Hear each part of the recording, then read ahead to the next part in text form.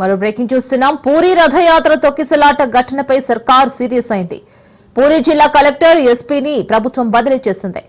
విధి నిర్వహణలో నిర్లక్ష్యం వహించినందుకు DCP Vishnu, commandant Ajay suspend చేసింది. మృతుల కుటుంబాలకు ఎక్స్గ్రేషియా ప్రకటించింది. 5 లక్షల ఆర్థిక సాయం ఒడిశా సీఎం ప్రకటించారు.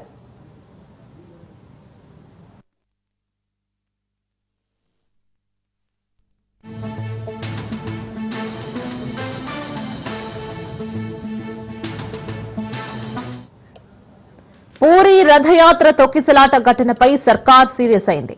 పూరీ జిల్లా కలెక్టర్ ఎస్పీని ప్రభుత్వం బదిలీ చేసింది.